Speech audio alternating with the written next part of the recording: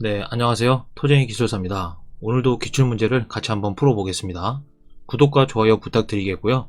오늘은 128회 2교시 서술형 4번 문제가 되겠습니다. 문제를 보니까 겨울철 문제가 나왔네요. 집안의 동상 현상이 구조물에 미치는 영향 이제 하나 물어봤고요. 발생 원인, 그 다음에 방지 대책 이렇게 세 개를 물어봤죠. 제가 전에도 이제 말씀을 드렸지만은 이제는 뭐 겨울철이 여름철에 나오고 여름철이 뭐 겨울철에 나오고 이렇게 섞어서 이렇게 막 나옵니다. 그래서 그러니까 모든 분야를 다 보셔야 된다. 이제 그거를 다시 한번 강조를 드리고요. 먼저 유형을 보시면은 유형은 이제 문제점 유형이죠.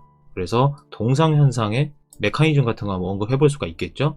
그리고 이제 동결 심도라든가 포장 두께 같은 거, 그 다음에 동상 발생 조건 세 가지, 그 다음에 모식도 이런 것도 언급을 해볼 수가 있습니다. 이거는 2페이지에서 제가 한번 설명을 드릴게요.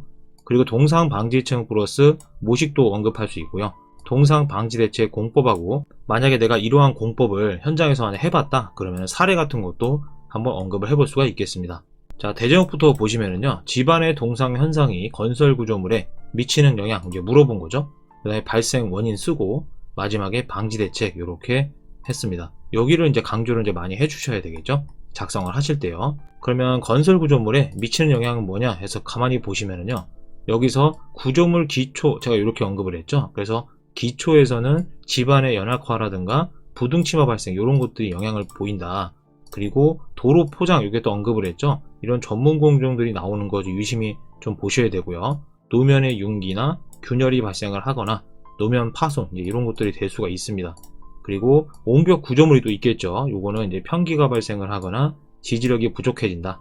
그리고 상하수도 같은 경우에는 이음부가 파손되거나 연약화 이런 것들이 건설 구조물에 영향을 미친다. 이렇게 보시면 되겠습니다. 원인은 어떻게 되느냐, 원인은 크게 세 가지로 언급을 좀 해봤어요. 먼저 온도가 있겠죠. 이 온도가 0도C 이하의 온도가 장기간 지속이 되면서 서리발이 형성이 됐을 때, 이게 첫 번째 발생 원인이 되겠고, 두 번째 이제 원인은 실트입니다. 이제 모래나 자갈층보다 실트와 같은 세리토층에 영향을 좀 많이 받는다. 이렇게 볼 수가 있고요. 그 다음에 세 번째는 모관수가 또 영향을 받죠. 모세관 압력에 의해서 물이 상승하는 경우, 이렇게. 그래서 이 세 가지를 모식한 게 이겁니다. 동상 발생 조건 세 가지, 이렇게 해서 실트질 흙, 0도씨 이하 온도, 물 공급 충분, 이 세 가지가 만나서 동상을 일으킨다. 이렇게 보시면 되겠습니다.